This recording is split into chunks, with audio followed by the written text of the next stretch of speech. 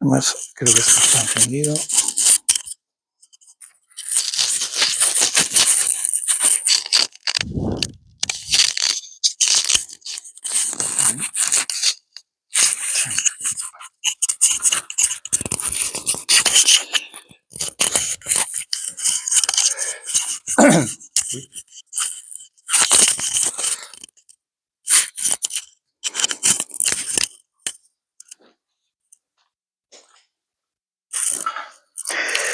Muy bien, pues aprovechemos también, si queréis cualquier corte, cualquier cosa que os interese y que queréis comentar o dudas, o no estoy de acuerdo, pues me lo decís, ¿vale? O sea, no hay problemas. Sanar el síntoma o sanar la causa. Esto, para la gente que está en tratamiento, para la gente que está en terapia, parece muy claro. Pero no es así en el resto de la sociedad. De hecho, la inmensa mayoría de los que van al médico lo que tratan es el síntoma. Paliativos, paracetamol, nolotil, no te duele, el que tiene enfermedades raras, tipo fibromialgia, pues le dan, le inyectan, ¿sabes? O sea, no es todo paliativo porque no saben el origen. El origen, esa palabra, ese significante, tiene que ver con la causa. Y ahora me explicaré más en ello. Y ya os digo, cualquier cosa que no entendáis o lo que sea, me lo decís. El premio Nobel de Medicina, hubo un premio Nobel de Medicina en el año 40 y algo, cuando se inventaron los antidepresivos, que ya descubrió el origen del cáncer. Y os diréis, ¿qué dices? Pues sí, el origen era, lo resumo mucho, pues la acidificación del tejido intercelular. Es decir, la sangre lleva el alimento a las células, pero si el tejido intercelular está muy acidificado, no permite pasar el alimento. Con lo cual la célula tiene dos opciones. Se muere de hambre, tiene la opción de la apoptosis, que es el suicidio neuronal, o sea, es como suicidio celular, o tiene la opción de alimentarse de las células vecinas. Y entonces empieza el tumor. Entonces, esto en 1900, o sea, va a hacer ya dentro de 20 años 100 años. ¿Qué pasa con esto? ¿Por qué se tapa? Bueno, por intereses económicos, evidentemente. O sea, esto es así. La quimio y la radio, que se tratan para el cáncer, la misma ciencia, entre comillas, oficial, que es el cientificismo, dice que tiene que todo lo que tenga menos de un 25% de curación en evidencia empírica, que les encanta, eso es una pseudociencia, no es ciencia. Porque meten a la homeopatía, meten a no sé qué, vale. Recuerdo un programa de televisión en el que salió un homeópata, dejó hablar al médico y le sacó la British Medical, que es una de las revistas más importantes de medicina, con datos de lo que curaba la quimio y la radio, 12%. Y entonces el homeópata dijo, esto es una pseudociencia. Claro, la quimio y la radio para la industria farmacéutica es fundamental. Para mí, particularmente, estamos hablando de asesinato.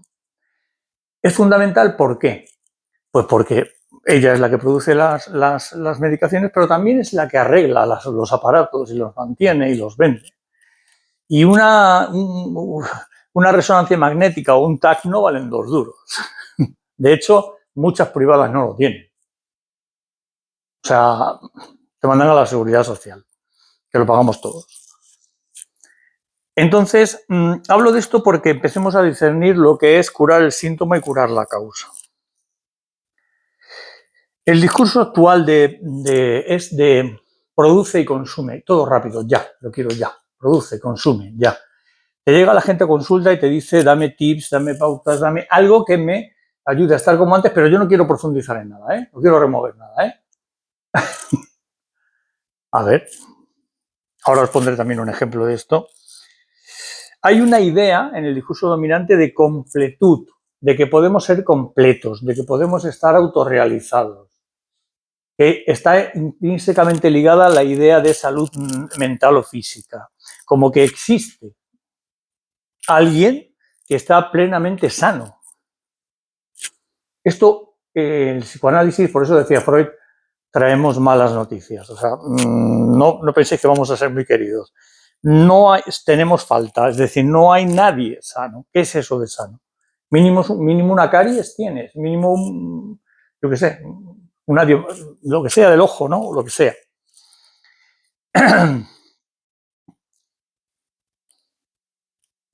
Lo primero es que el síntoma, y esto lo decía al principio, no es la causa. Vamos a dejar asentado esto. Porque a nosotros, si estamos en terapia, nos suena ya que ya lo sabemos, pero en la mayoría de la gente, pues no, lo confunde. Es decir, a mí lo que me molesta de una gripe, por ejemplo, o de un COVID, pues es la fiebre, es la tos, pero esos son los síntomas. A mí el virus no me está molestando, quiero decir, produce unos efectos. Entonces, ¿qué quiero? Pues te hago una medicación para que te palie la fiebre, pero no te estoy curando. Lo pasa con la gripe mucho. Tómate paracetamol, agua Pero no hay un antivirus de la influenza, que es el virus de la gripe. No hay una cosa que diga, tómate esto, tipo antibiótico, y te va a matar el virus. No, la causa no interesa. Esto voy a intentar que comprendáis que es muy importante, no solo por el psicoanálisis y por tal, es muy importante por dónde nos están llevando. Por dónde nos están llevando y manejando.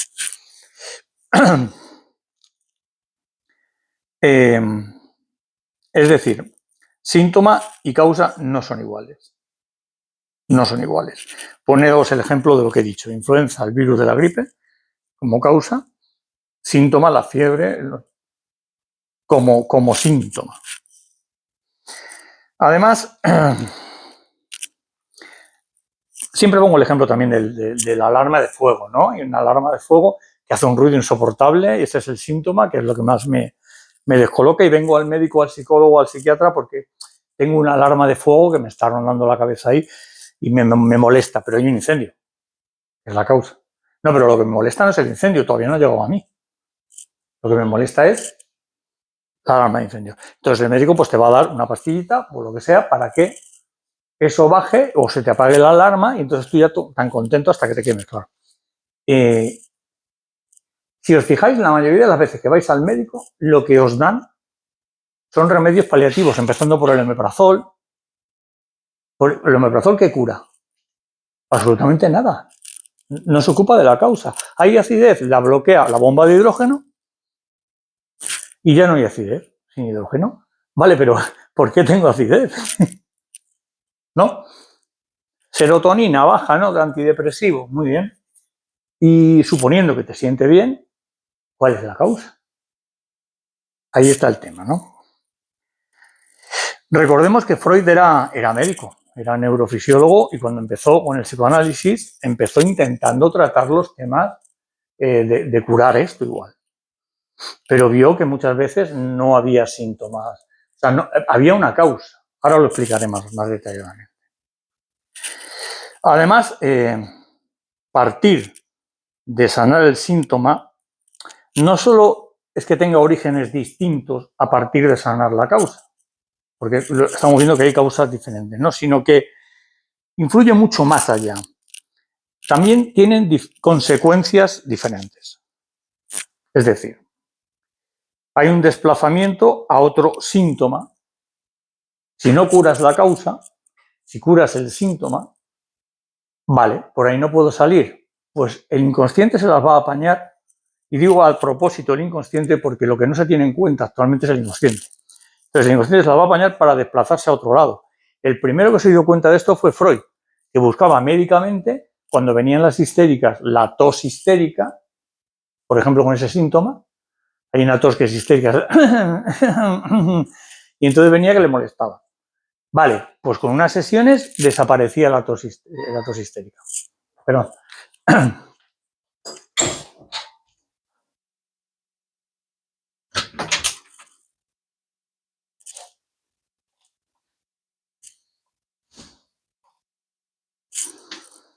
Con unas sesiones desaparecía la tos histérica. Y a los meses, esa misma persona volvía con un desplazamiento del síntoma. ¿Vale? Entonces, Freud dijo, ¿qué pasa aquí? Ya no hay tos, pero ahora hay otra cosa. Se está como... Ah, mira. Bueno, tranquila.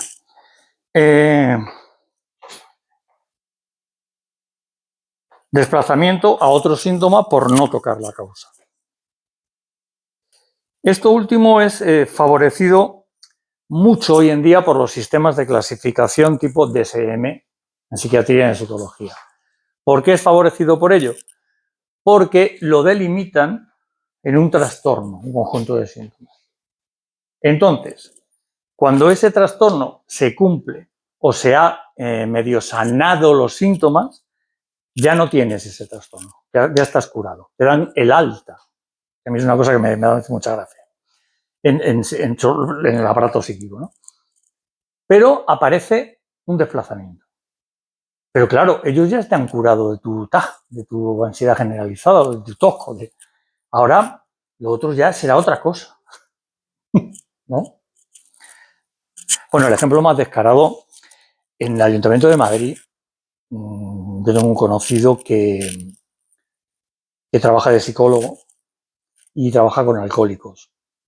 Entonces, cuando, al contrario de Alcohólicos Anónimos, cuando ya una persona lleva un tiempo sin beber, le dan el alta y le dicen, ya puedes beber tranquilamente, así, porque ya estás curado. Pero claro, ¿por qué? Porque dependen de unos presupuestos y de la gente que venga. Es decir, o sea, aquí no importa la persona. Es muy lamentable, ¿eh? Bueno, pues lo que decía el DSM o cualquier sistema de clasificación, el ICE o lo que sea, pero esto impulsa eso, ya que si han disminuido los parámetros del síntoma, ¿qué son los parámetros del síntoma? Pues la frecuencia, la duración y la intensidad. Si han disminuido esos parámetros, pues ya estás bien, a trabajar y a consumir.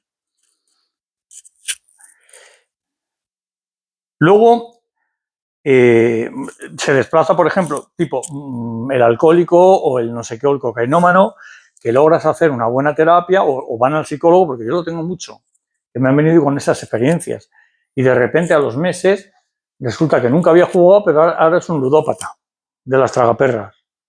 Claro, no lo relacionas. No puede ir al psicólogo y decirle, vamos a ver, oye, me curaste esto, pero tengo... No, porque yo te he curado esto será otra cosa. No, es un desplazamiento del síntoma. Es una metonimia, como diría Lacan.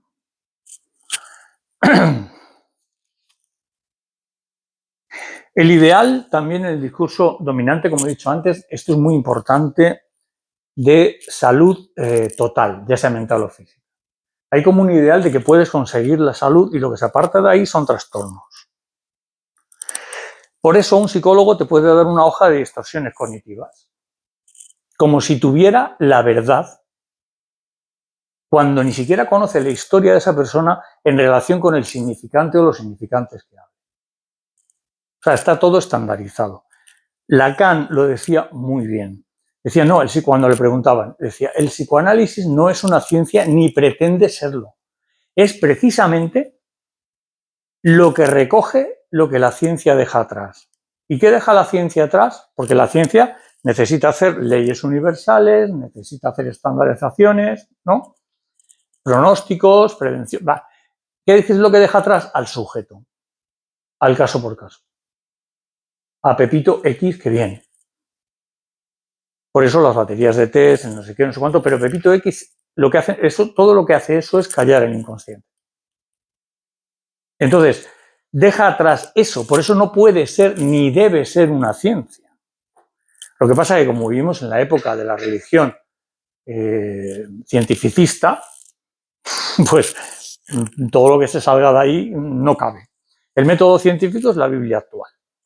O sea, todo lo que no quepa en el método científico no es válido. Pero es que el método científico, ¿qué es? ¿La verdad absoluta? Hay cosas que no caben en el método científico. No caben. No se puede medir todo en variables o hacer semibalanceos o hacer lo que tú quieras. No puedes. Bien, por eso digo que es diferente este tema. O sea, es muy importante este tema porque habla de la importancia de cada sujeto como cada sujeto. Es algo para mí increíble que 8.000 y pico millones de personas en el mundo pues tengan sea cada uno diferente. ¿Pero por qué? Porque ha vivido una historia diferente, que es lo que se trata de tapar en este sistema. No es porque tengas un síntoma que ha venido, vete tú a saber de qué, las tonterías que se oyen, como un tío hablando el otro día en internet, de que la homosexualidad viene porque las madres en el embarazo no tomaban el ácido fólico como se debía. Pero, tú eres un tarao mental. Un tarao mental que está ganando dinero, tipo Marian Rojas, la hija de Enrique Rojas, con la dopamina. Ahora se lleva muchísimo. A todos dopamina. O sea, la diferente concepción que tenemos del síntoma y de la causa, ellos dicen, no hace falta ir a la historia. Incluso no lo dicen a nivel individual por el psicoanálisis, sino a nivel histórico. No hace falta ir a la historia. No remuevas el pasado. Si lo que pasa es que hay unos patrones aquí que hay que corregir, pero la historia no vale para nada. Esto tiene un interés económico y político, pero vamos, ya. Viene de ahí. De ahí. Esta crítica no se la han hecho solo a Freud o al psicoanálisis, se la han hecho, yo qué sé, a Marx, claro, la filosofía en general, Nietzsche, o sea, todo lo que intenta. Nietzsche tenía una frase que era, hasta que no bajes al sótano y mates tus lobos, no vas a salir. Es lo mismo un poco que adelantándose a Freud, ¿no? Lo que molesta al sujeto cuando viene a consulta, como digo, es el síntoma. Si lo atenuamos, pues ya está curado, pero no es así. Esto es para caer en la rueda. De hecho, estadísticas del año pasado, el 80 y pico % de todos los que fueron a seguridad social o a privados, a psicólogos cognitivo-conductuales, acabaron en psiquiatría, medicados, por una actuación multidisciplinar. ¿Vale? ¿Qué ocurre? Que claro, esto no es así, el síntoma se va desplazando. Toda esta visión de lo que llamamos en psicoanálisis las PSI, que son la psiquiatría, la psicología, las psicoterapias diversas, no sé qué, no sé cuánto, toda esta visión viene del no reconocimiento del inconsciente. Es que el inconsciente les viene muy mal y no pueden parar de meterse con él. Esto es como cuando el marxismo, ¿no? Por ejemplo, decían, venga, pues si ya se ha muerto Marx, se acabó la URSS, siguen metiéndose con el comunismo o llaman a un gobierno socialista comunista, bolivariano, y dice, pero ¿por qué os metéis con el muerto e intentáis matar al muerto otra vez? ¿Tanto miedo os da el muerto? Este es el tema. Entonces, pues esto igual, es como meterse y meterse y meterse y meterse. La AMP, dirigida por la Asociación Mundial de Psicoanálisis, dirigida por Miller, ha escrito ya varias cartas en varios años diciendo que, por favor, no a las colegios de las facultades de psicología que se han hecho con el poder aquí en Europa, cognitivo-conductual, ¿no? Que por favor no somos una corriente de la psicología, no somos psicodinámicos. Que por favor, olvidadnos. Bueno, pues no hay manera. Ahí siguen dándole a los estudiantes que la psicodinámica. Bueno.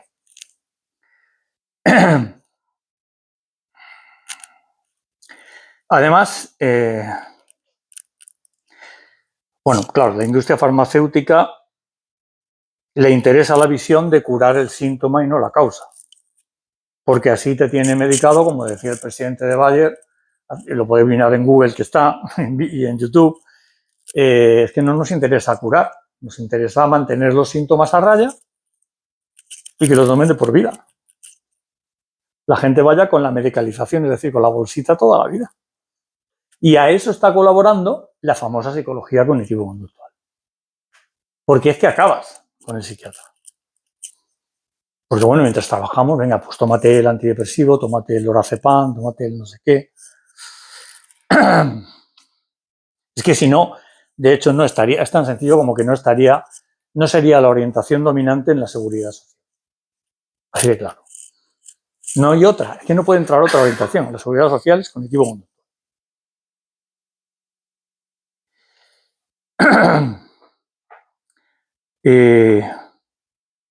Freud fue el primero en darse cuenta en que yendo a por el síntoma, por ejemplo, la tos que he dicho antes, histérica, luego aparecía por otro lado algo, entre comillas. Y volvía el paciente o la paciente, normalmente la paciente, con otra cosa, con un desplazamiento del síntoma. Y él era médico, tenía una formación médica, no existía el psicoanálisis, era neurofisiólogo. Y decía, esto no, primero que no hay un síntoma físico, y segundo, o sea, físico, una causa física. Y segundo, que es que esto se reproduce y se va para otro lado. Aquí hay un desplazamiento, aquí hay una, ¿no? Buscar la causa, esta frase es de las que más me gustan, aunque parece que no tiene mucha importancia, pero en la lucha actual por la causa psicoanalítica es importante. Buscar la causa es buscar la verdad,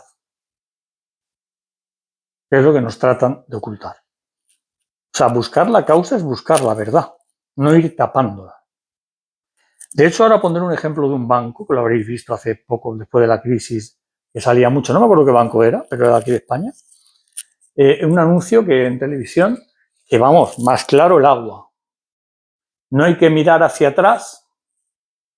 Salía un tío corriendo ahí como en una pantalla, con todo lo que ha pasado, sino mirar hacia adelante.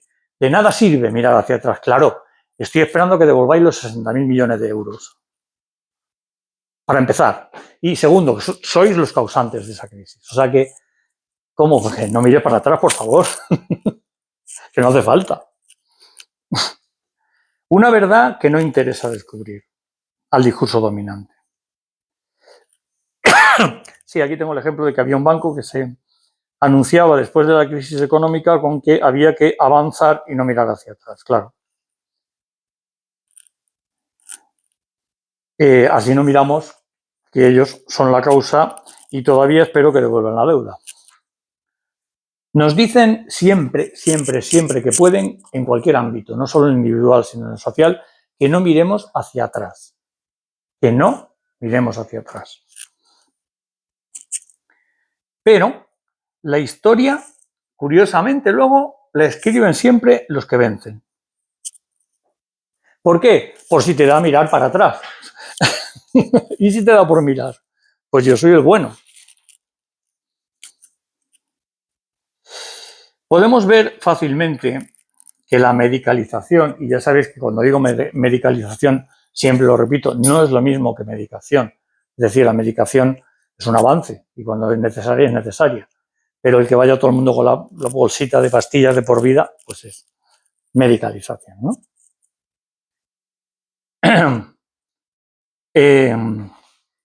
La medicalización, las pautas, los tips, que muchos pacientes digan, dame tips para quitarme esto, dame pautas, las gestiones de mis síntomas, están del lado del no mires atrás. No quiero saber de mi vida. No quiero. Lo que quiero es que esto ahora mismo me estorba y me lo quites. Y la ciencia te lo promete. Hay un gran libro que es médico además, de médico Carriere, que es médico y psicoanalista, que se llama El autoritarismo científico. Yo os recomiendo leer. Que viene como una camiseta de Superman, solo que en vez de la S viene el E igual a mc cuadrado, ¿no? Y él es médico y habla del autoritarismo científico como religión imponente. Absurda, porque según sus propias normas están basadas en el empirismo de Hume, como la psicología. Se cansa de decir que está basada en la evidencia empírica. ¿Qué evidencia? ¿De qué? ¿De tus constructos? Entonces, la cuestión es que siempre es como una, vamos a ver, es que es una repetición tan constante que da cosa. ¿Cómo decirlo? No es ciencia. El empirismo solo, el empirismo de Hume, si lo conocéis, no es ciencia. Eso es la evidencia empírica. Necesita las grandes teorías. Y caen en un absurdo tal que como un físico dijo hace poco, que leí un libro, dijo, estos señores están alucinando. Un físico, que ya no digo que solo venga del psicoanálisis, sino dijo, ¿dónde están, como la biografía de Einstein también, dónde están las grandes teorías? Por ejemplo, según esta gente, según estos psicólogos, la física no es una ciencia, es una pseudociencia. Porque la demostración de la teoría de la relatividad, ¿dónde está? La demostración de la teoría de las supercuerdas, ¿dónde está? ¿Dónde está la evidencia empírica? Es que no es eso. Es que no todo se puede evidenciar empíricamente hasta llegado un momento en que sí puedas, por supuesto. Y ojo, no digo que no haya que hacerlo, hay que hacerlo, pero una ciencia de verdad. Por ejemplo, ya he hablado muchas veces en muchas conferencias del salto cualitativo que se da en las neurociencias, entre esta zona del cerebro se enciende y esto hace que este sujeto esté leyendo poesía. El ejemplo del salmón. Cuando le puso los sensores, ¿qué está haciendo este sujeto? Leyendo poesía. Pues es un salmón. Lo único que estamos viendo es una correlación, que algo tendrá que ver, evidentemente, y que hay que estudiar, por supuesto, repito, pero es una correlación, no nos pasemos de locos. Es una correlación entre una zona del cerebro que se activa y alguna actividad. Pero de luego el salmón no estaba haciendo poesía. Entonces, ¿cómo nos comemos esto, no? Es decir, ese salto cualitativo es, como dice Enric Belenguer, un compañero de Barcelona, un psicoanalista, es un delirio.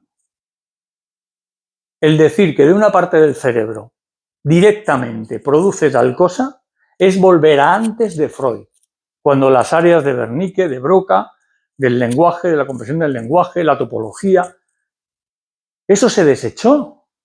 Si además es que está claro, si es que ha habido accidentes de personas o de animales que le han cortado medio cerebro, una parte se ocupa de otra, no tiene sentido, no tiene sentido. Pero, ¿qué pasa? Que es un interés económico. Nada más. Y nada más triste.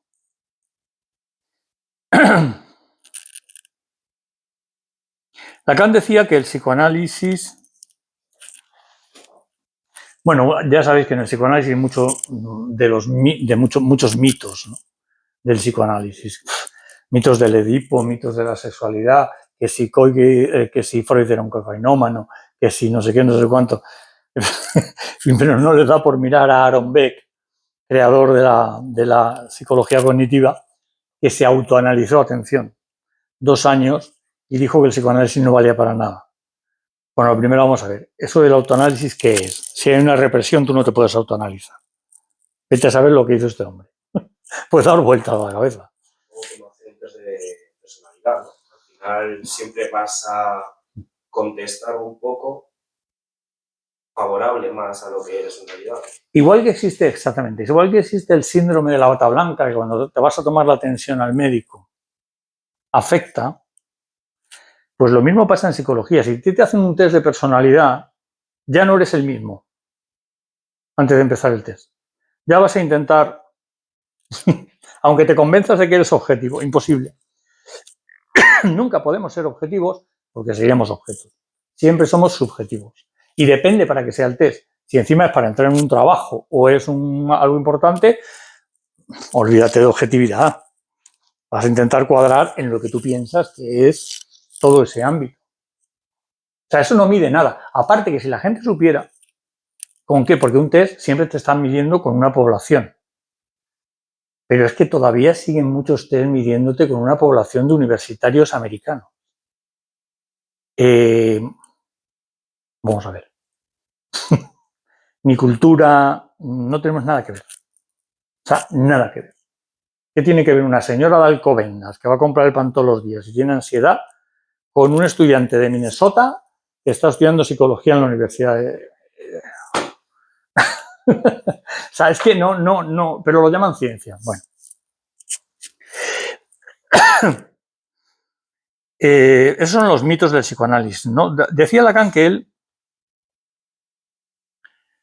Es que no sé ni lo que pongo algunas veces, ¿verdad? Es una cosa... Uno de los mitos es que no hay que ir al pasado a remover la mierda, que agua pasada no mueve molino, que para qué vas a ir al pasado de la paciente si no se puede cambiar. Y él decía que no es para cambiar el pasado, que lo que importa no es el pasado en real, sino la narración que yo hago de mi pasado. Es decir, lo que yo me he creído. Es posible que mi madre no fuera una abandónica, pero yo como demandaba mucho, me he quedado con la idea de que mi madre me tenía abandonado. Según eso voy a responder, no según la realidad, según lo que yo me crea en el fantasma. Entonces, decía Lacan, no es que vayamos al pasado, es que el pasado está aquí. Es que el pasado es atemporal. Porque si no sería absurdo. ¿Qué hacemos intentando cambiar el pasado? Es que el pasado está aquí y se suceden los problemas que le pasa a la persona hoy día, en el día a día, está repitiendo lo mismo el inconsciente. Por eso el inconsciente tiene las dos características que siempre digo, ¿no? El inconsciente es atemporal, no pasa el tiempo, y es la repetición. Se va a volver a repetir, a repetir, a repetir, hasta que no tomes conciencia. Y tú luego, conscientemente, lo puedes justificar de cualquier manera, le das un sentido, le das un fantasma. Bueno, esto me pasa porque tengo mala suerte con los hombres, esto me pasa porque tengo... No, esto te pasa porque tú lo buscas y vamos a ver por qué. Ese es el tema. Por eso es tan complicado, no es tan fácil. Estamos yendo, si os fijáis, a una profundidad muy grande, porque la psicología no llega a eso. La psicología va al síntoma, no llega a eso para nada. Y además cree que tiene la verdad. Cuando te dan, como digo, la hojita de distorsiones cognitivas, ya están partiendo de que hay una verdad y de que tú te estás equivocando. Y te dicen a lo mejor en una reestructuración cognitiva, ¿te llama inútil? Sí, pero mira en el diccionario la palabra inútil. Vamos a discutirla. La palabra, ¿qué pasa? ¿Que el diccionario tiene la verdad? El diccionario es arbitrario también, cambia cada 2 por 3. Pero además, ya no es solo eso, y ahora viene lo más importante, es que inútil, o sea, los diccionarios son inútiles, entre comillas, quiero decir. Son inútiles en el sentido de que el significante inútil para esa persona, a lo mejor le ha marcado la vida y a otra no. Entonces no puede ser lo que diga el diccionario. Hay que ver la historia de esa persona con el significante, con ese significante. No sé si me entendéis, no puedes, es el caso por caso, no se puede estandarizar. Por eso Lacan, como decía antes, decía que de lo que se ocupa el psicoanálisis es precisamente de lo que deja atrás la ciencia. Pero porque la ciencia no tiene más remedio. Ojo, cuando hablo del cientificismo no estoy hablando de ciencia, ¿eh? La ciencia es la ciencia. Pero el cientificismo es la religión actual. Entonces no tienen más remedio que dejarlo atrás porque necesita leyes universales, porque necesita tal, pero claro, a la hora de tratar con un ser humano, pues no es lo mismo que si yo me dedico a arreglar televisores Samsung. Pues todos van a venir con el mismo microchip, con el mismo tal, y puedo utilizar un protocolo. Pero esto es lo que están haciendo con nosotros ahora. Utilizar un protocolo que calma mucho la angustia del psicólogo.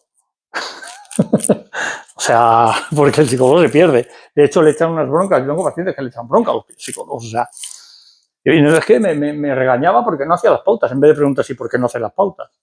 No, hasta ahí no. O sea, esto es ciencia, yo tengo el saber, joder, hazme caso, si no te tomas la medicación no vas a curarte. Así. Bueno, si no vamos a la verdad, a la causa, el síntoma se repetirá sí o sí. No hay opción. De la misma o de otras formas. Puede convertirse en ludopatía o puede convertirse o volver a ser lo mismo y lo mismo y lo mismo y lo mismo.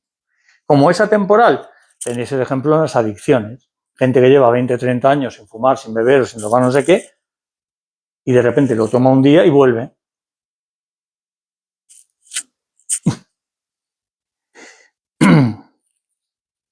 Como decía alguien, quien no conoce su historia está condenado a repetirla.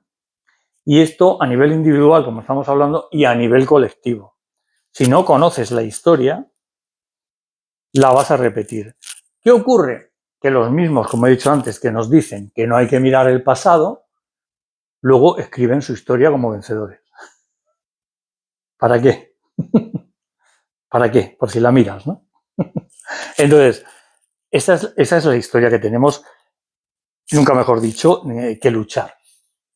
Bueno, ¿tenéis alguna pregunta antes del caso? Porque voy a presentar un caso del que he dicho antes, desde el punto de vista psicoanalítico, freudiano, que me parece muy interesante, que se va a ver muy bien lo que es síntoma y lo que es causa, y que está bastante, creo, desarrollado, ¿no? Entonces, si tenéis preguntas, pues vosotros preguntad. Hoy que somos poquitos. Bueno, este es el informe psicoanalítico de Ted Bundy. ¿Sabéis quién es? Es un asesino en serie, bueno, un pintar. El nombre es Theodore Robert Bundy, estadounidense. Nació el 24 de noviembre de 1946. Delitos, pues asesinatos seriales, secuestros, violaciones y necrofilia. O sea, como perverso, esto es un caso de perversión. Cuando hablamos de neurosis, psicosis, perversión, esto es un caso de perversión. En la época de la actividad criminal fue en la década de los 70, más la mayor, ¿no? O sea, cuando en esa década hizo todo lo desde la teoría de Freud, o sea, desde el psicoanálisis, lo primero que vemos es un conflicto entre el yo y el superyo. Y vamos a ir viéndolo.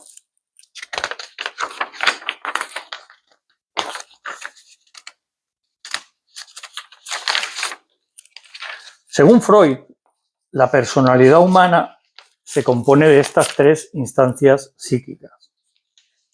El ello, la fuente, lo recuerdo un poquito, ¿no? Fuente de pulsiones instintivas y deseos inconscientes.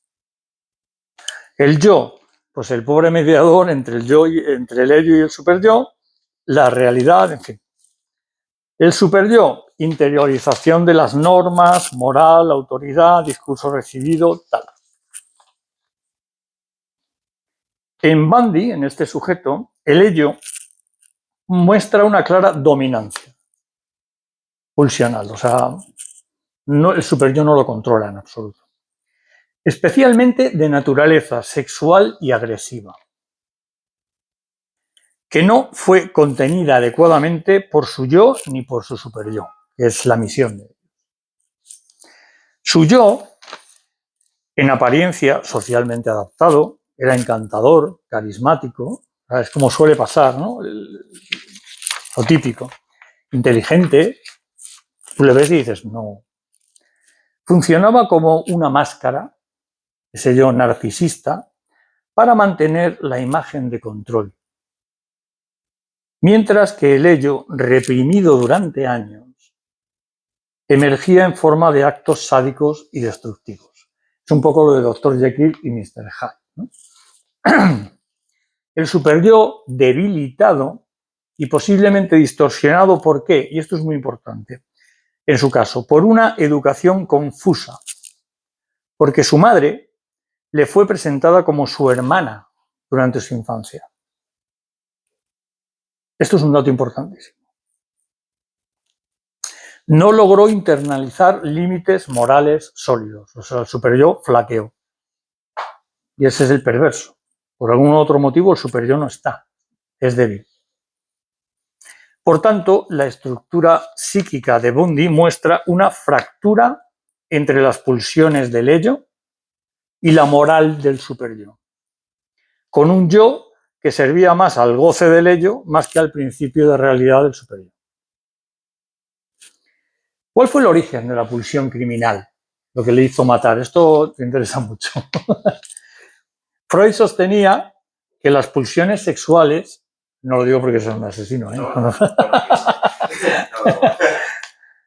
sostenía que las pulsiones sexuales y agresivas son inherentes, pero requieren ser sublimadas para poder canalizarse socialmente. Por ejemplo, alguien muy agresivo que se pone a hacer boxeo, alguien no sé qué, que, ¿sabes?, lo canaliza, pero un perverso no. En Bundy no hubo sublimación, no hay sublimación en el perverso, sino represión fallida. Tampoco hubo represión. Entonces sería un neurótico, no un perverso. Lo reprimido, esos deseos de dominio, de humillación y destrucción del objeto femenino, retornó de lo inconsciente en forma de actos criminales. Su violencia podría interpretarse como una venganza inconsciente contra la figura materna, contra la madre, y las mujeres en general, ligadas a sentimientos ambivalentes de amor y de odio. La mujer, para Bundy, era simultáneamente objeto de deseo y fuente de frustración, lo que llevó a la fusión entre pulsión de vida, pulsión de muerte, eros, tánatos. El deseo sexual unido a la pulsión de muerte. Esto ya sabéis que lo dije una vez, lo he dicho en muchas conferencias también, solo se puede dar en el inconsciente. Para el inconsciente hay complementarios, no opuestos. Para lo consciente hay opuestos. Acordaos del ejemplo de unir y separar. Para lo consciente, la mente consciente, son opuestos. O uno o separo. Para el inconsciente son complementarios. Los Pirineos unen España y Francia y los Pirineos separan España y Francia. Entonces, aquí se dan las dos juntas, pulsión de vida y pulsión de muerte, que se suele también dar en el maltrato de género cuando la mujer ha vivido eso, busca un hombre que conscientemente te va a decir un hombre que me quiera mucho, que no me pegue, pero en realidad está buscando inconscientemente un hombre que la pegue, pero que luego tenga 2 meses, como suele ser el perfil de los maltratadores, que es el perfecto amante. Perdóname, que te quiero mucho, que no soy yo, que... Y así tiene las dos cosas juntas. Lo que pasa es que como la conciencia no las puede ver juntas, porque o amo o odio, pues ella tiene el lío. Qué mala suerte tengo con los hombres, qué mala... Su violencia, bueno, podría interpretarse como una venganza, como he dicho, inconsciente contra la figura materna y las mujeres en general, ligadas a sentimientos ambivalentes de amor y de odio. La mujer para Bundy era simultáneamente objeto de deseo y fuente de frustración, lo que llevó a la fusión entre eros y tánatos. El deseo sexual unido a la pulsión de muerte. El complejo de Edipo y conflicto con la figura materna. Freud describe el complejo de Edipo como el conflicto inconsciente entre el deseo hacia la madre y la rivalidad con el padre. En el caso de Bundy. Este es el caso de él. Fue criado creyendo que su madre era su hermana, no lo olvidemos, o sea, esto es muy importante. Su figura paterna era ausente o ambigua, o sea, como que no. Esto generó una confusión de identidades en él, familiares, y una represión edípica mal resuelta. O sea, salió del Edipo mal. No tenían nada claro. El objeto amoroso, la mujer, quedó investido de una carga inconsciente de odio y resentimiento, al representar la ambivalencia edípica no elaborada. Así, al atacar mujeres jóvenes y atractivas, Bundy estaría repitiendo simbólicamente el conflicto edípico, es decir, destruir al objeto deseado para dominarlo y anular la castración. Narcisismo y perversión. Freud asoció la perversión con una fijación del desarrollo psicosexual en una de las fases psicosexuales infantiles. En Bundy se evidencia una fijación en el estadio fálico y narcisista, donde el placer proviene del dominio y la exhibición del poder.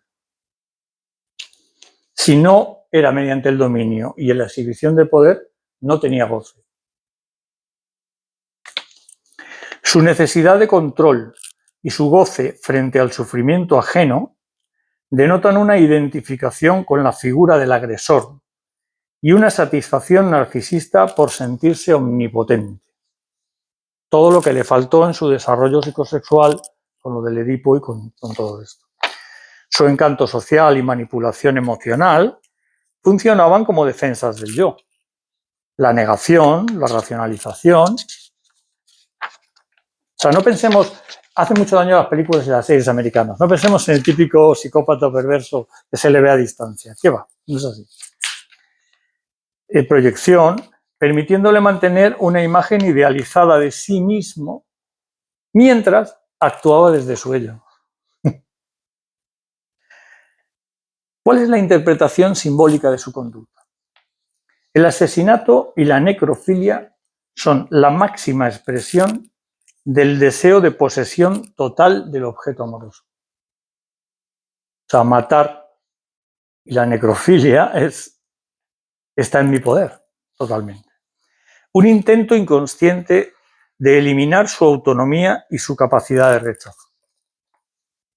El control sobre el cuerpo muerto elimina el riesgo de castración simbólica.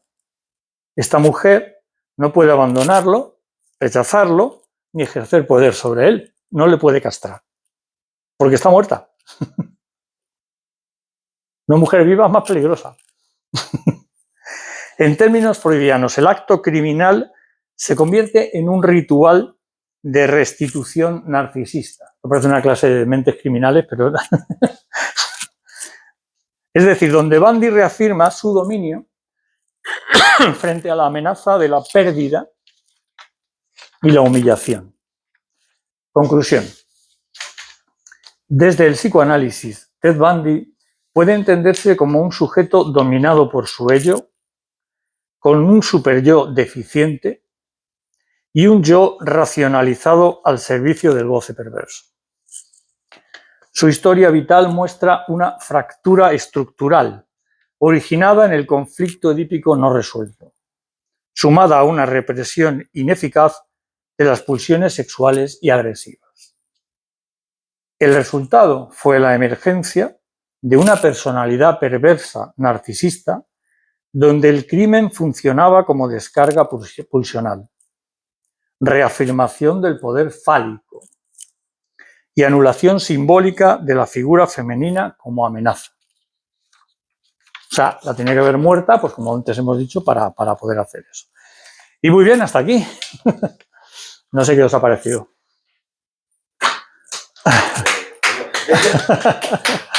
Gracias. Preguntas, cosas.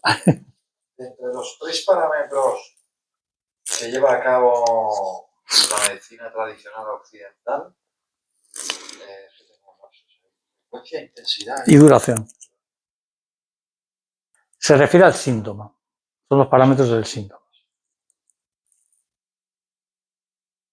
Y viene, lo utiliza la psicología, pero viene de la medicina. Luego, en cuanto a el propósito de un test psicométrico Sí. de las siglas bajo sea una membresía de X, para subrayar lo de la subjetividad. Persigue una ficticia objetividad, pero es inviable. Es inviable. Y me he acordado, creo que era... Por eso cuando hablan de test, hablan de validez y fiabilidad. Como parámetros fiables, cuando un test cuando es fiable, cuando, según la psicología cognitivo-conductual, es fiable cuando mide lo que dice medir.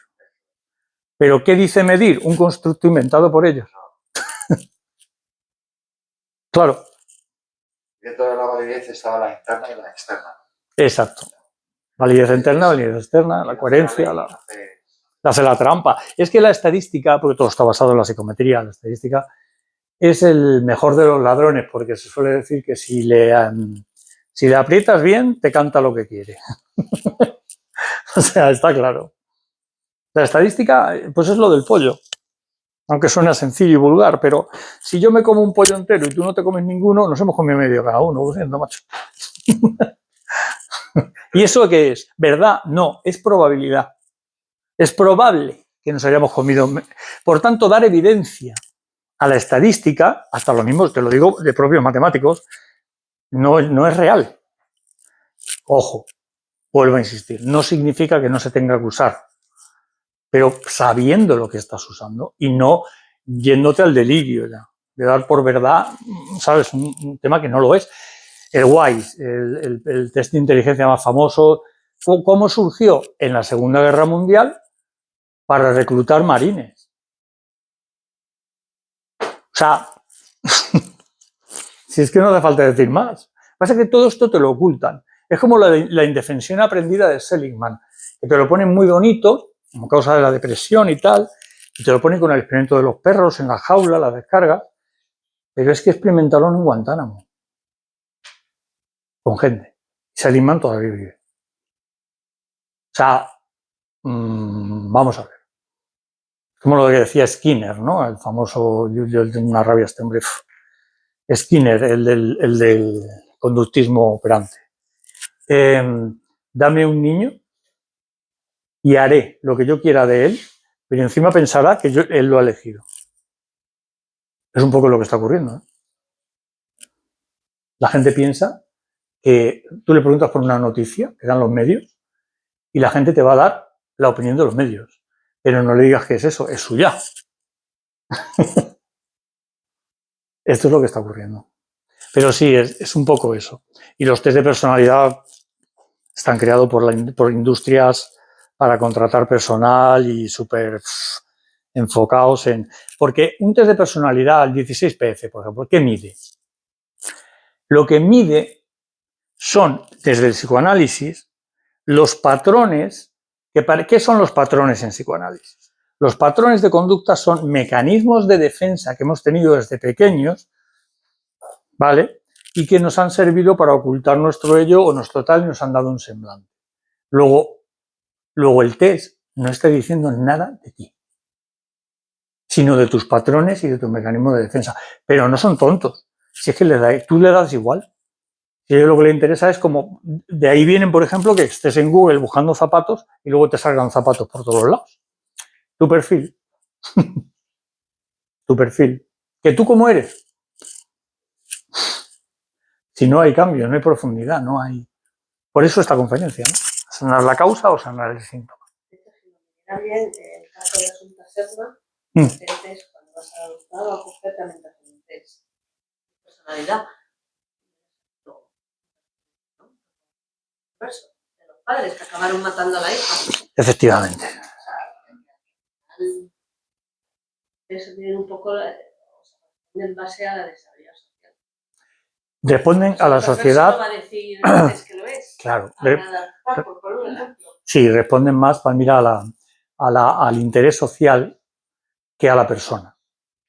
No interesa. O sea, tú cualquier test que hagas para una empresa, para quien sea, no te fíes nunca de que eres tú así. No. Buscan un perfil.